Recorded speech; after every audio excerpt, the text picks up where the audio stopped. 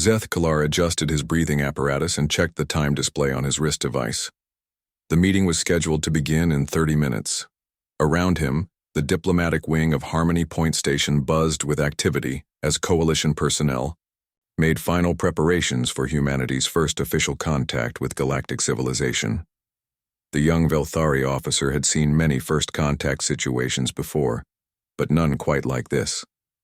Most new species approach the Coalition with fear or desperation, seeking protection or resources. The humans had been different from the start. They had found the Coalition through their own exploration, arriving at the border systems with a small fleet and a simple message: "We come in peace, but we are prepared for war." "Nervous about meeting the mammals?" Commander Velnash asked, his scaled face showing mild amusement. The older Velthari had decades of experience with new species integration. "Not nervous, sir, curious," Zethkalar replied. "Their preliminary communication suggests they have military capabilities far beyond what their technology level should allow." Velnash nodded. "That's exactly why we're here. The Science Council wants a full military assessment before any formal treaties are signed." Through the observation deck's transparent walls, Zethkalar could see the human ship approaching. It was smaller than most Coalition vessels, but there was something about its design that made him uneasy. The hull seemed too thick, the weapon ports too numerous, and the overall construction too sturdy for what should be a simple diplomatic vessel. "Contact approaching Docking Bay 7, the station's communication system announced. Human delegation requesting permission to board."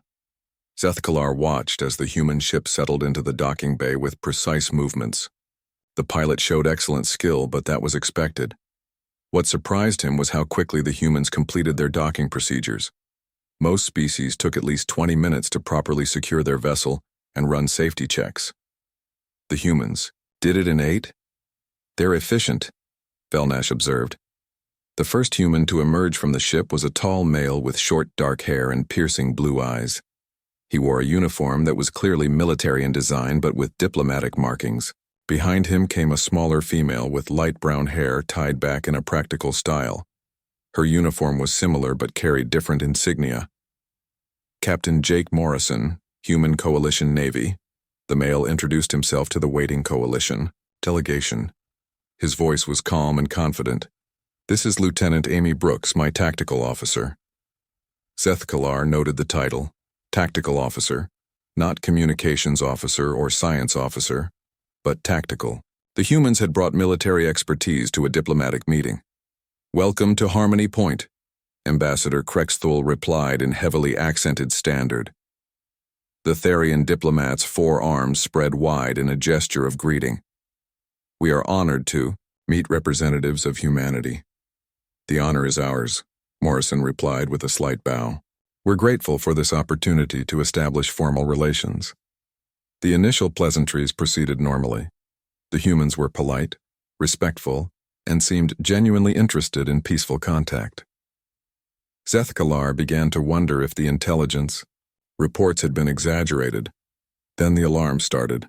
The station's emergency lighting flickered on, bathing the corridor in red. The communication system crackled to life with urgent warnings. "All personnel to emergency stations. Unidentified vessels approaching the station. Repeat, unidentified vessels approaching the station." Zethkalar felt his blood chill. Pirates. They had been plaguing this sector for months, but Harmony Point was supposed to be neutral territory. "How many ships?" Morrison asked, his entire demeanor changing in an instant. The polite diplomat was gone, replaced by something much more dangerous. "Sensors show 4 vessels. Heavy cruiser class." The station commander's voice came through the intercom.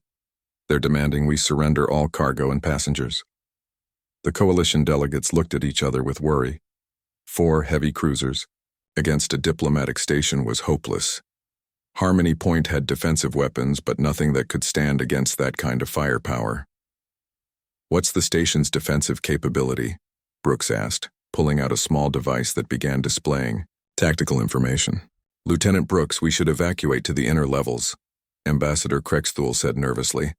"Standard protocol for pirate attacks is to secure diplomatic personnel." "Standard protocol assumes you're going to surrender," Morrison replied. "We don't surrender," The human captain was already moving toward the command center with Brooks close behind. Zethkalar and Velnash followed, more out of curiosity than duty. "Station Commander, this is Captain Morrison.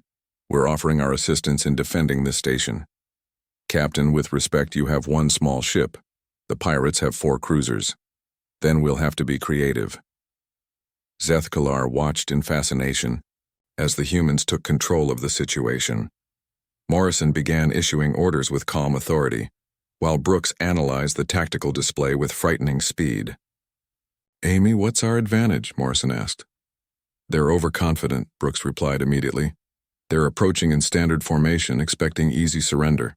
They haven't bothered to scan for defensive capabilities." "Station Commander, can you power down all non-essential systems and reroute power to shields?" "Yes, but that will only buy us minutes." "Minutes are enough. Amy, can you access the station's communication array?" "Already on it," Brooks said, her fingers flying over the control panel. "I'm broadcasting a distress signal on human frequencies. If any of our ships are in range, they'll know we're in trouble." "Good. Now, do we have any maintenance shuttles in the docking bays?" The station commander looked confused. "Yes, but they're unarmed civilian craft." "Perfect." Zethkalar was completely lost. How were maintenance shuttles going to help against heavy cruisers? "Commander Velnash," Morrison said, turning to the senior coalition officer, "I need your permission to implement human tactical doctrine." "What does that involve?" "Making the pirates wish they had never heard of Harmony Point." Velnash looked uncertain, but nodded. "Proceed, Captain." What happened next was unlike anything Zethkalar had ever witnessed. The humans didn't just respond to the pirate attack. They turned it into an opportunity. Brooks used the station's communication array to broadcast false surrender negotiations, buying time while secretly coordinating with the maintenance crews. She convinced the pirates that the station was preparing to surrender, all while Morrison organized a counterattack using resources that shouldn't have been weapons. The maintenance shuttles were loaded with spare reactor cores and sent on automated courses toward the pirate ships. To the pirates, they looked like cargo containers being ejected as tribute. When they moved in to collect their prizes, the humans remotely detonated the reactor cores. 2 pirate cruisers were destroyed instantly. The third was heavily damaged and barely able to maintain power. The 4th tried to retreat, but Morrison had anticipated this. "Amy, now." Brooks activated a program she had secretly installed in the station's sensor array. It created false readings that made the retreating pirate ship think there were coalition warships approaching from multiple directions. In panic, the pirates turned back toward the station directly into the range of the defensive weapons. "Target their engines," Morrison ordered. "We want them alive." The battle was over in less than 20 minutes. What should have been a devastating pirate raid had become a complete victory for the station, with 3 pirate ships destroyed and 1 captured with its crew intact. "How?" Velnash asked in amazement. "Simple," Morrison replied. "We didn't fight their strength. We fought their assumptions." Zethkalar stared at the tactical display showing the debris field where the pirate ships had been. The humans had taken a hopeless situation and turned it into a trap. They had used civilian equipment as weapons, turned the station's communication array into a tactical advantage, and exploited their enemies' overconfidence. "Captain Morrison," Ambassador Krexthul said, his voice filled with awe and something that might have been fear. "Your species has a unique approach to warfare. We prefer to think of it as problem-solving," Brooks replied with a slight smile. As the humans returned to their diplomatic duties, Zethkalar found himself deeply unsettled. He had expected to observe a routine first contact meeting. Instead, he had witnessed something that would change his understanding of warfare forever. The humans didn't just fight battles. They reimagined them completely. 6 months after the incident at Harmony Point, Zethkalar found himself on the fortress world of Kelith Prime, watching the siege that had already claimed thousands of coalition lives. The Shendari Empire had surrounded the planet with their massive fleet, cutting off all supply lines and slowly grinding down the defenders with superior technology and firepower. Zethkalar stood on the command tower's observation deck, looking out over the scarred landscape. Craters from orbital bombardments dotted the surface like pockmarks. The defensive shields flickered constantly under the endless barrage from above. Food was running low, ammunition was nearly gone, and morale was at its lowest point since the siege began. "Another supply convoy destroyed this morning," Commander Velnash reported, his voice heavy with exhaustion. "The Shendari intercepted it 3 hours out from the planet." Through his binoculars, Zeth-Kalar could see the enemy positions in the distance. Massive Shendari war machines moved across the horizon like metal mountains, their weapons charging for another bombardment. Their technology was at least 50 years ahead of anything the Coalition possessed. Their armor was thicker, their shields stronger, their weapons more powerful. "Sir, incoming transmission from the human fleet," the communications officer announced. Zeth-Kalar felt a mix of hope and curiosity. After what he had witnessed at Harmony Point, he was eager to see how humans would handle a conventional siege. The Coalition had been fighting by standard military doctrine for months with no success. Perhaps human methods would prove more effective. "This is General Marcus Kane of the Human Expeditionary Force," the voice came through the speakers. It was deep and calm, with an accent Zeth-Kalar didn't recognize. "We're requesting permission to land ground forces and assist in the defense of Kelith Prime." "General Kane, this is Coalition Command," Velnash replied. "We welcome any assistance, but I should warn you the situation is quite desperate. The Shendari have us completely surrounded and outgunned." "Understood, Commander. We're not here to outgun them. We're here to outthink them." 3 hours later, Zeth-Kalar watched as human dropships descended through the defensive shields. The ships were different from Coalition transports. They were smaller, faster, and seemed designed to avoid detection rather than carry maximum cargo. The first human officer to reach the command center was a tall woman with short red hair and intense green eyes. Her uniform was practical and showed signs of recent combat. Behind her came a mixed group of human soldiers, each carrying equipment that Zeth-Kalar didn't recognize. "Lieutenant Colonel Lisa Hayes, Special Operations," the woman introduced herself, with a crisp salute. "General Kane is establishing a forward command post. He sent me to coordinate with Coalition forces." "What's your assessment of our situation?" Velnash asked. Hayes studied the tactical displays for several minutes before responding. "You've been fighting their strengths instead of exploiting their weaknesses." "What weaknesses?" "Their technology is superior in every way." "Their technology? Yes, but not their psychology." Zeth-Kalar leaned forward, interested. This sounded similar to what he had heard from Morrison and Brooks at Harmony Point. "The Shendari are methodical," Hayes continued. "They follow established patterns, stick to proven tactics, and rely on their technological advantage. That makes them predictable." "How does predictability help us when they can simply blast through our defenses?"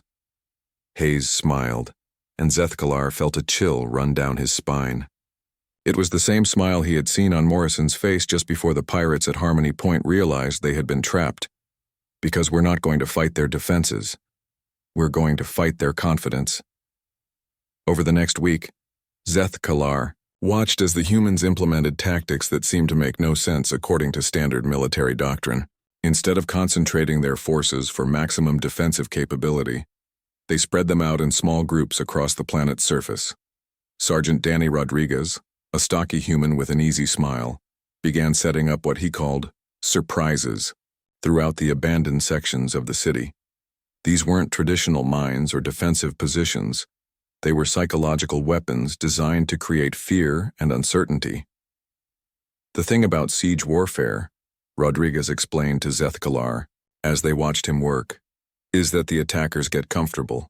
They think they know what to expect, so we give them something unexpected." The first surprise came on the third night of human involvement. A Shendari patrol unit was investigating a supposedly abandoned building when the entire structure collapsed on them. But it wasn't a simple demolition.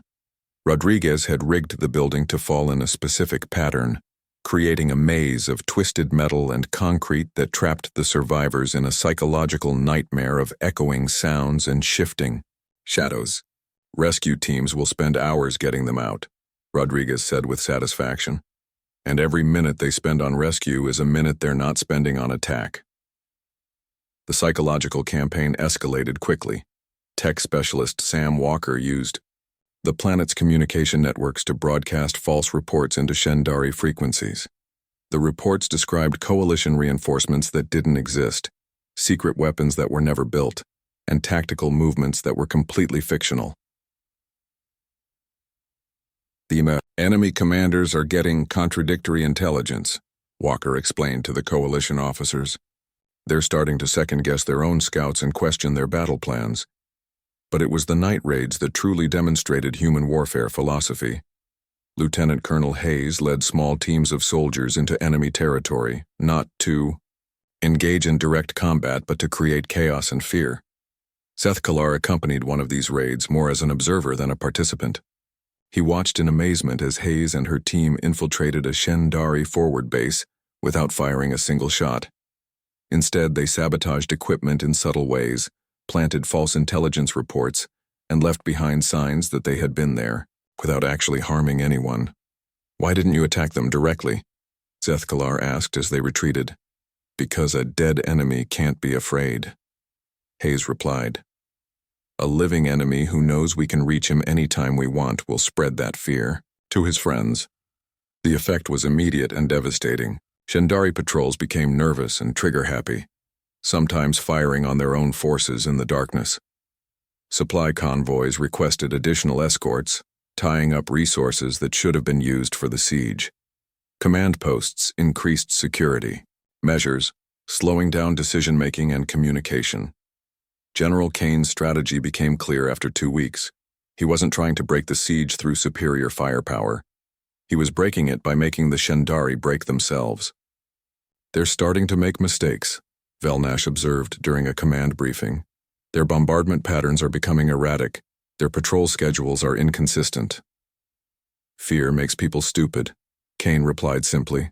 "And stupid enemies make tactical errors." The breakthrough came when a Shendari commander, paranoid about human infiltration, ordered his forces to fall back to more defensible positions.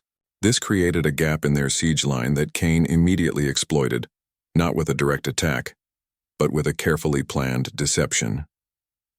Using Walker's communication skills and Rodriguez's demolition expertise, the humans created the illusion of a massive coalition counterattack from the gap.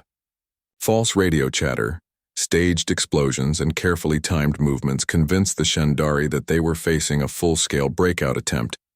The enemy response was exactly what Kane had predicted. Instead of investigating carefully, the Shendari rushed forces to contain what they thought was a major threat. This left other sections of their siege line weakened and exposed. "Now we hit them where they're not looking," Kane announced. The final assault came from an unexpected direction.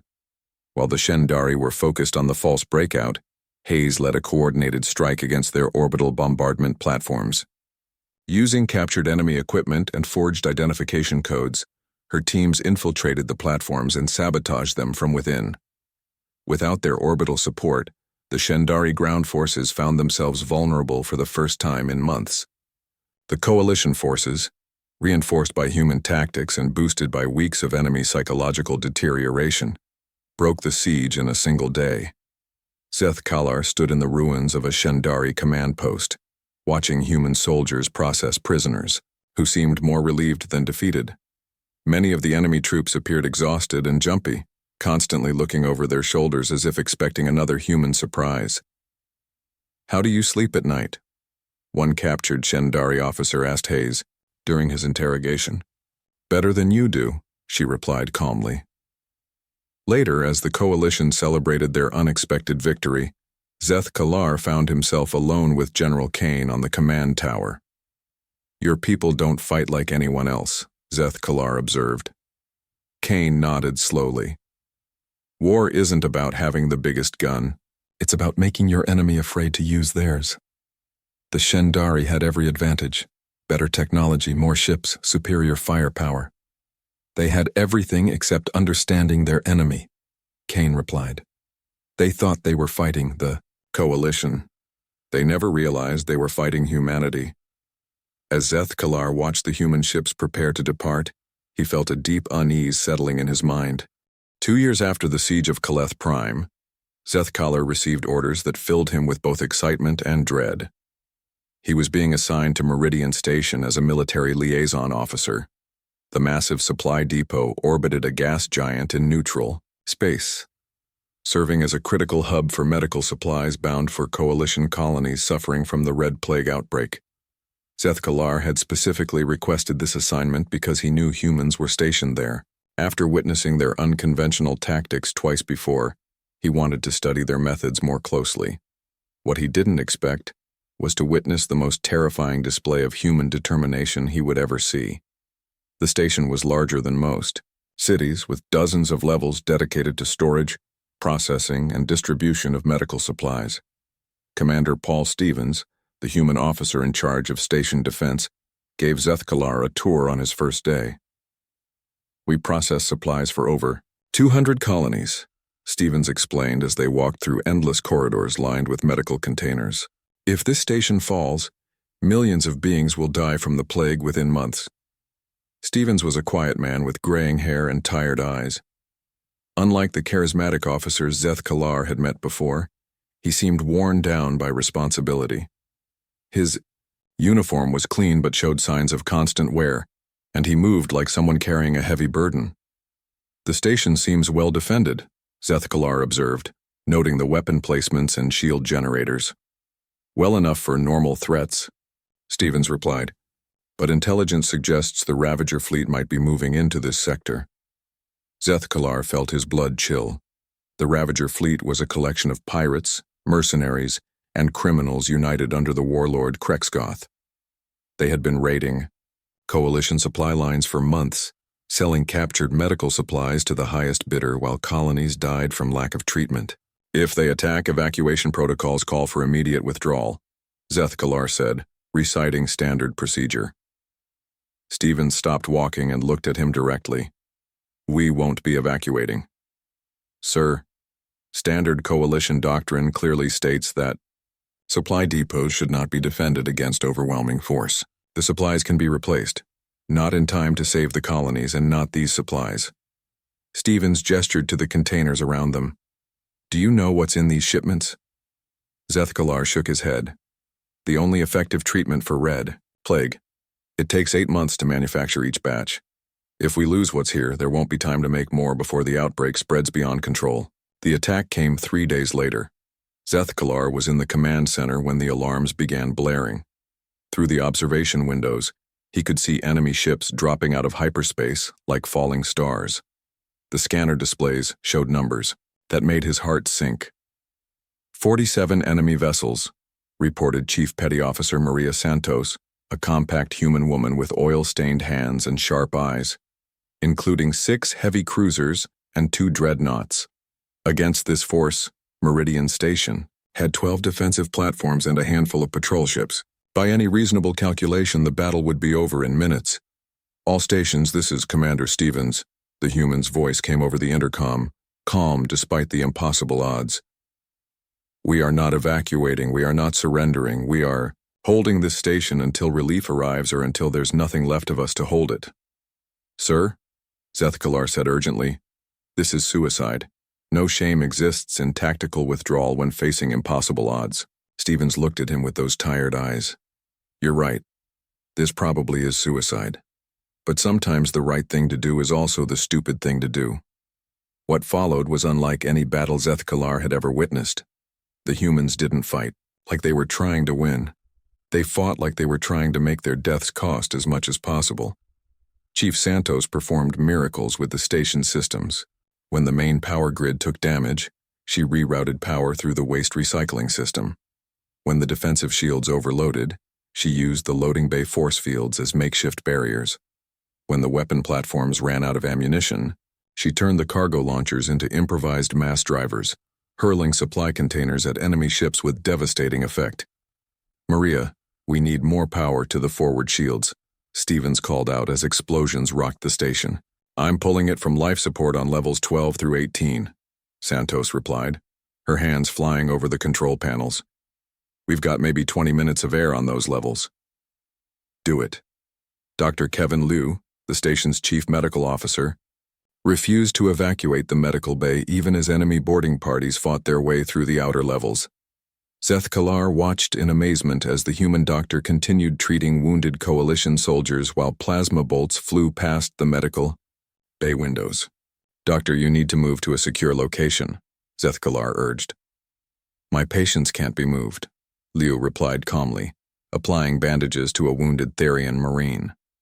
"If I leave them, they die, so I'm not leaving." The human doctor worked with steady, hands even as the station shook around him. When enemy fire cut the power to his medical equipment, he continued treatment using manual tools and battery-powered devices. When the medical bay's walls were breached, he simply moved his patients to the interior rooms and kept working. Private First Class Tony Mitchell, barely old enough to be called an adult by human standards, single-handedly held the communication center against 3 separate boarding attempts. Zeth-Kalar watched through security cameras as the young human used furniture, medical equipment, and maintenance tools to create improvised defenses. "Why doesn't he retreat to a better position?" Zeth-Kalar asked. "Because without communications, we can't coordinate the defense," Stevens replied. "Tony knows that if he leaves that room, we all die separately instead of together." The young human fought with desperate creativity, turning the communication center into a fortress using whatever he could find. When his weapon ran out of power, he used tools from the maintenance closet. When the tools broke, he used his bare hands. When enemy soldiers finally breached his position, he was still transmitting coordinates to the remaining defensive positions. Captain Sue Ellen Davis managed the impossible task of evacuating non-essential personnel while the battle raged around her. Zeth-Kalar watched as she organized evacuation shuttles under enemy fire, making split-second decisions about who could be saved and who would have to stay. "We can take 12 more on this shuttle," she reported to Stevens. "Medical personnel only," Stevens replied. "Everyone else stays." Davis didn't argue.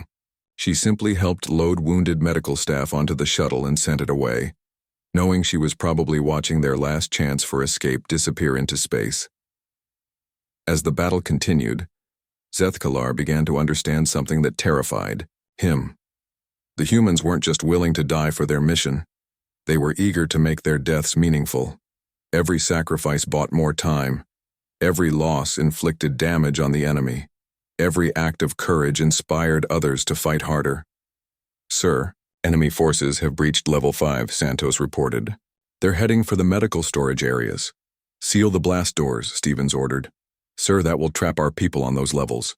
Do it." Stevens's voice never wavered, never showed emotion, but Zeth-Kalar could see the pain in the human commander's eyes. Every order he gave condemned more of his people to death, and every one of them followed those orders without hesitation. The end came after 18 hours of continuous fighting. Enemy forces had captured most of the station, but the humans had made them pay for every corridor, every room, every supply container. The medical storage areas were still secure, protected by blast doors and defended by the last few human soldiers. "Stevens, this is Krexgoth," the enemy warlord's voice came through the communication system. "Surrender now and I'll let your people live." Stevens looked around the command center at his remaining staff. Santos was unconscious from blood loss, her hands still gripping the control panels. Liu was visible through the medical bay windows, still treating wounded even though enemy soldiers were just outside his door. Mitchell's communication station had gone silent hours ago. "This is Commander Stevens," the human replied. "I have a counteroffer." "I'm listening. You can have the station, but the medical supplies stay here." Krexgoth laughed. "You're in no position to make demands, human." "Actually, I am." Stevens pressed a button on his console. "Chief Santos rigged the medical storage areas to explode if anyone tries to access them without the proper codes. Codes that only I know." "You're bluffing. I'm human. We don't bluff about things like this." There was a long silence. Then Krexgoth spoke again, his voice tight with anger. "You would destroy supplies needed to save millions of lives?" "I would prevent you from selling those supplies while millions die," Stevens corrected. "The supplies stay here, or nobody gets them. And, if I simply leave, then coalition relief forces will arrive in 6 hours, and the supplies will be distributed as intended. Zeth Kalar watched in fascination as the human commander turned a total defeat into a negotiating position. Even with his station captured, his forces destroyed, and his own death certain, Stevens was still fighting. The Ravager fleet withdrew 2 hours before coalition reinforcements arrived. They had won the battle but lost the war. The medical supplies were saved. 3 months after the incident at Meridian Station, Zeth Kalar found himself aboard the coalition vessel Deep Explorer, part of a joint task force hunting the most elusive enemy the galaxy had ever known. The Ghost Fleet had been striking supply, convoys and colonies for over a year, appearing from nowhere, hitting their targets with devastating precision, and vanishing before any response could be mounted. The task force included ships from 6 different coalition species, all equipped with the most advanced sensors and tracking technology available. They had been searching for weeks without finding so much as a trace of the enemy. Every lead turned cold, every trap came up empty, and every prediction proved wrong. Another convoy attacked at Vega 7, reported the intelligence officer, a nervous Beltani with twitching antennae. Same pattern as before. Ships appeared, destroyed the escorts, looted the cargo, and disappeared before our patrol could respond. Admiral Thax Duran of the Velthari Navy studied the tactical display. With growing frustration, the Velthari were known for their logical approach to warfare, but logic seemed useless against an enemy that defied every predictable pattern. "How many ships this time?" the Admiral asked. "Unknown. Survivors report seeing vessels that didn't match any known configuration. The attacks lasted exactly 17 minutes, then nothing." Zeth Kalar leaned forward from his position at the observation station. After everything he had witnessed, he was beginning to understand that conventional thinking would never solve this problem. The Ghost Fleet wasn't just using advanced technology, they were using something more dangerous. "Sir, incoming transmission from the human task force," the communications officer announced. "Put them through." The main screen flickered to life, showing a woman with steel gray hair and calculating eyes. Her uniform bore insignia that Zeth Kalar didn't recognize, but her bearing suggested extensive command experience. "Admiral Thaxteran, this is Admiral Grace Patterson of the Human Strategic Fleet. We're requesting permission to join your hunt for the Ghost Fleet." "Admiral Patterson, we welcome any assistance," Thaxteran replied formally. "Though I should warn you, this enemy has proven remarkably elusive. Our best tactical analysts have been unable to predict their movements." "That's because you're trying to predict where they'll go next," Patterson replied. "We prefer to understand why they go where they go." 4 hours later, Zeth Kalar watched as human ships took positions throughout the coalition fleet. They were smaller vessels built for speed and stealth rather than heavy combat. Each ship seemed designed for a specific purpose, like pieces of a puzzle that would only make sense when assembled. The human officers who came aboard Deep Explorer were unlike any military personnel Zeth Kalar had met before. Captain Rick Thompson, the reconnaissance specialist, carried equipment that looked more like scientific instruments than military gear. Lieutenant Commander Beth Turner, the intelligence officer, spent her time studying psychological profiles rather than tactical reports. "What's your assessment of the situation?" Admiral Thaxteran asked during the first joint briefing. "You're hunting the wrong thing," Turner replied bluntly. "You're looking for ships when you should be looking for patterns. You're tracking technology when you should be tracking behavior." "The Ghost Fleet uses some form of advanced stealth technology," the Coalition intelligence officer protested. "Our sensors can't detect them." "That's not stealth technology," Captain Thompson said, studying the attack reports. "That's knowledge. They know where you're going to look, so they make sure they're not there." Navigator Pete Johnson, a quiet human with sharp eyes, spread out a star chart covered in complex calculations. "Look at the timing of the attacks. They're not random. There's a pattern, but it's not based on military strategy." "What kind of pattern?" Zeth Kalar asked, genuinely curious. "Economic. The Ghost Fleet attacks when cargo prices are highest and when coalition patrols are thinnest. They're not military raiders, they're businessmen." Chief Analyst Nina Foster pulled up detailed profiles on her portable display. "We've been studying the survivors' reports. The attacks are too precise, too efficient. These aren't random pirates. They have inside information. Admiral Patterson nodded approvingly at her officer's assessments. The Ghost Fleet succeeds because they understand their enemy better than their enemy understands them. They know Coalition patrol schedules, cargo routes, and response times. The question is how. You're suggesting we have traitors in our ranks? Admiral Thaxteran asked, his voice tight with anger. I'm suggesting you have predictable habits, Patterson corrected. The Ghost Fleet doesn't need spies when they can simply observe and learn.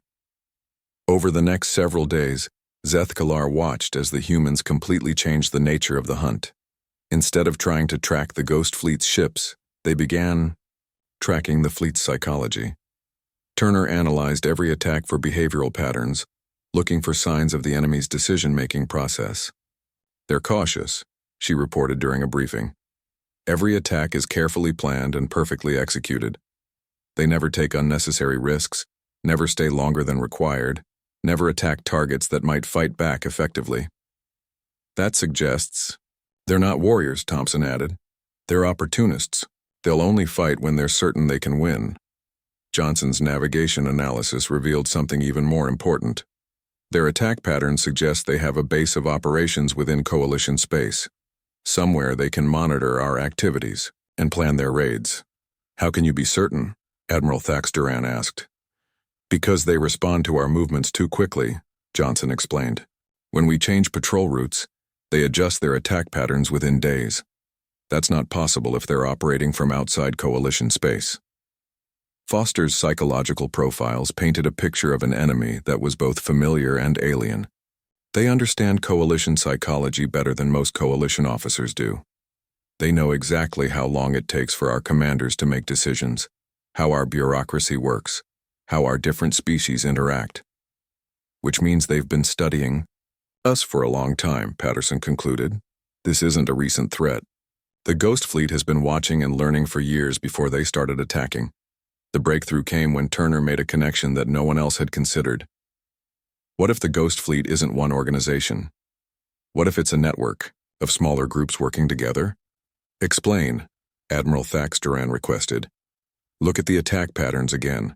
Each raid uses different tactics, different ship configurations, different approaches. It's like watching several different commanders, not one. Thompson nodded enthusiastically. That would explain the intelligence gathering. Instead of one group of spies, you have dozens of small cells feeding information to each other. And it would explain why they're so hard to track, Johnson added. We're not hunting one fleet. We're hunting an entire shadow network. Foster pulled up communication intercepts from the past year. If Lieutenant Commander Turner is right, then somewhere in all this data should be evidence of coordination between different groups. The analysis took 3 days. Working around the clock, the human intelligence team sifted through thousands of communications, looking for patterns that Coalition analysts had missed. They found subtle codes hidden in commercial transmissions, meeting schedules disguised as shipping manifests, and coordination signals embedded in routine administrative messages. Got them, Foster announced finally. The Ghost Fleet is coordinating their operations through the civilian communication network. They're using legitimate business channels to pass military intelligence. How many cells are involved? Patterson asked. At least 12 separate groups operating across Coalition space. Each one feeds intelligence to the others, but they rarely operate in the same sector at the same time. Admiral Thaxteran stared at the evidence with growing amazement. How did you see what our analysts missed? We didn't look for what they were hiding, Turner explained. We looked for what they were thinking. The trap was elegant in its simplicity. Instead of trying to predict where the Ghost Fleet would strike next, the humans created a situation where the enemy would have to reveal themselves. We're going to make them desperate, Patterson explained during the final briefing. Desperate enough to take risks they've been avoiding. The plan involved spreading false information through the same communication channels the Ghost Fleet was using. Johnson created fake shipping schedules for extremely valuable cargo. Foster planted psychological profiles suggesting that Coalition forces were demoralized and vulnerable. Thompson arranged for patrol schedules to appear compromised. The Ghost Fleet has been successful because they only attack when they're certain of victory, Patterson said. We're going to offer them a target so tempting that they'll attack even when they're not certain. The bait was a single transport carrying what appeared to be prototype weapons technology. According to the planted intelligence, the transport was lightly defended and following a predictable route through a remote system. Zethkalar was aboard one of the hidden coalition ships when the Ghost Fleet took the bait.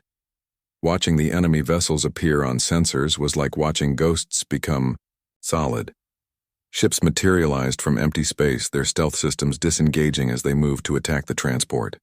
20 years had passed since the Ghost Fleet incident, and Zethkalar sat in Murphy's bar on New Geneva Station, nursing a drink that had gone warm an hour ago. The establishment was a quiet place where retired military personnel from across the coalition came to forget about wars they had fought and friends they had lost. Across from him sat Junior Officer Kyle Thara, a young Velthari who had specifically requested this meeting. Her scales still held the bright green color of youth, and her eyes burned with the eager curiosity that reminded Zethkalar of himself, decades ago. "Senior Officer Zethkalar," she said formally. "I've read all the official reports about human military operations, but I wanted to hear about them from someone who was actually there." Zethkalar looked at the young officer and saw himself as he had been at Harmony Point, full of confidence in his understanding of warfare and certain that the galaxy followed predictable rules.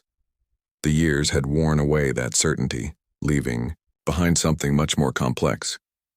"Why do you want to know about human warfare?" he asked. "Because they're different," Kyle Thera replied. "Every other species follows standard military doctrine, but humans seem to rewrite the rules every time they fight. I want to understand how they think." "Be careful what you wish for," Zethkalar said quietly. "Understanding humans changes you."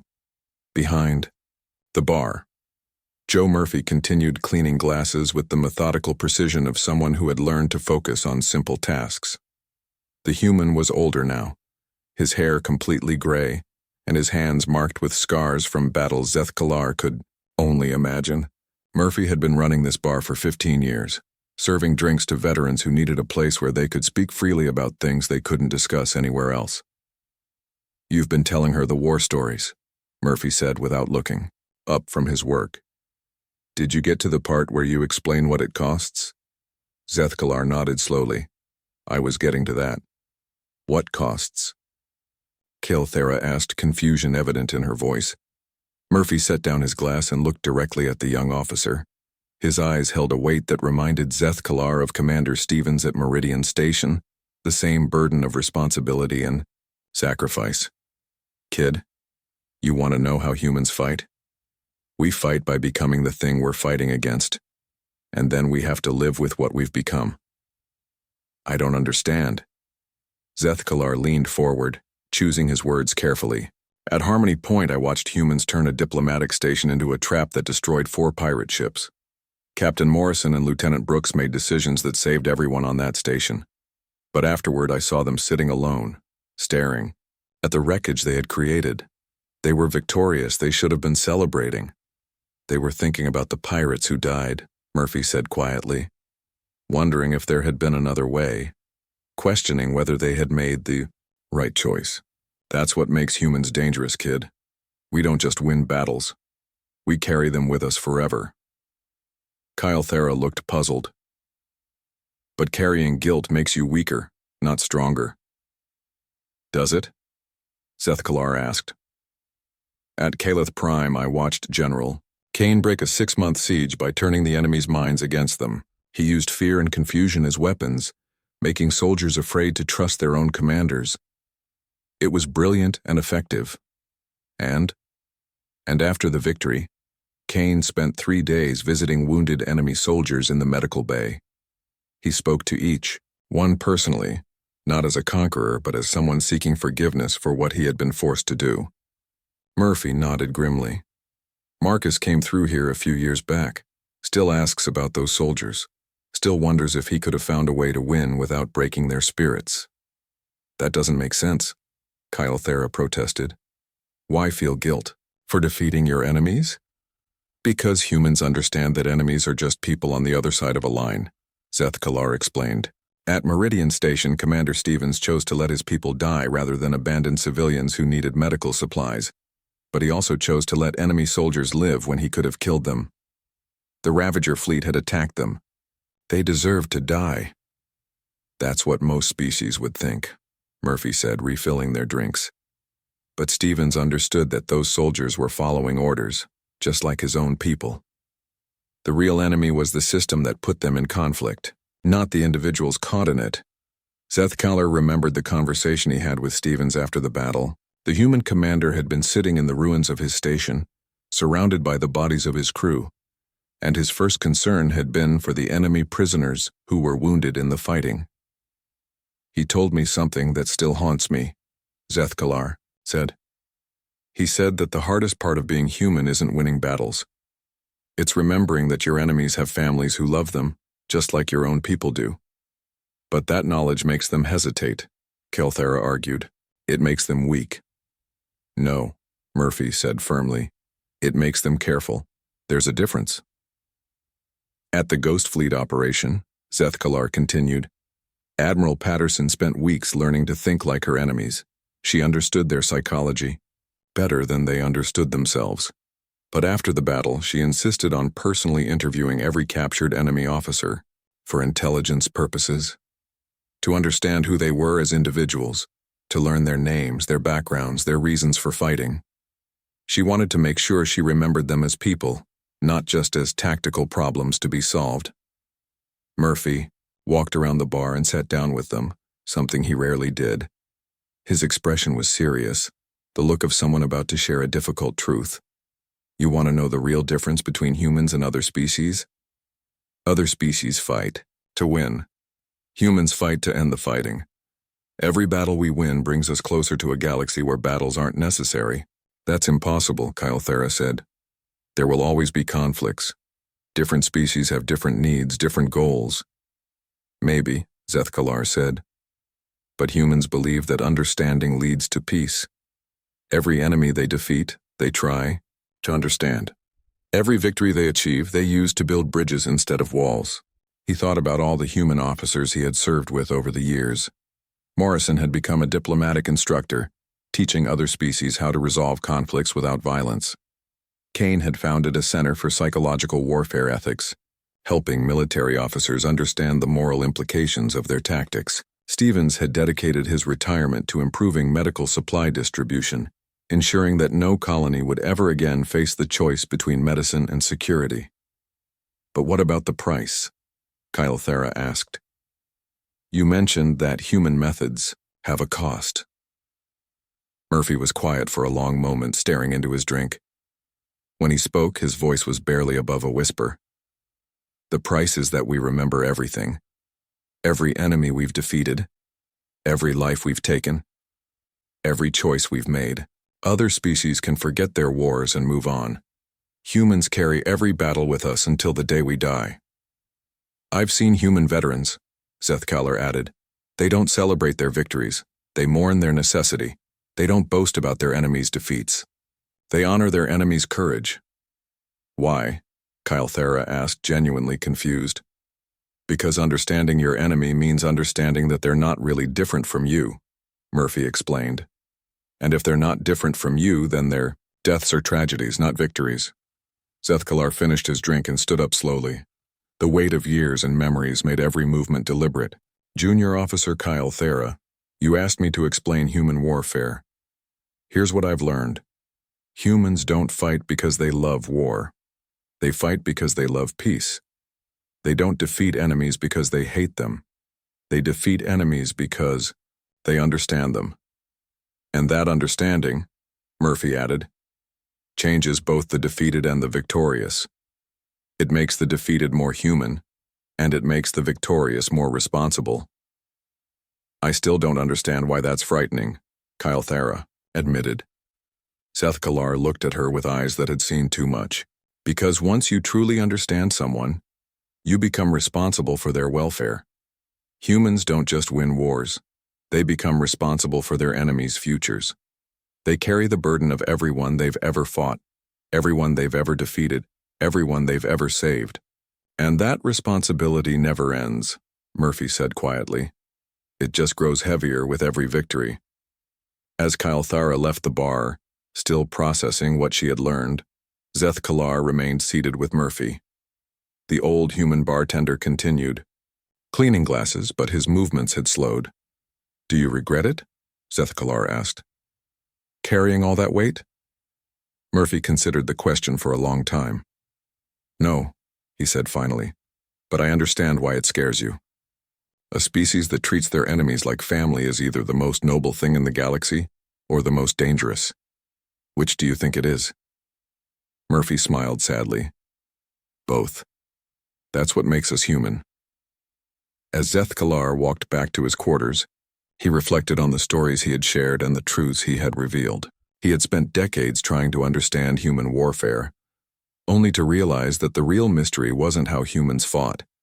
The real mystery was how they lived with themselves afterward, and perhaps that was the most frightening thing of all about humanity. They had found a way to wage war while keeping their souls intact.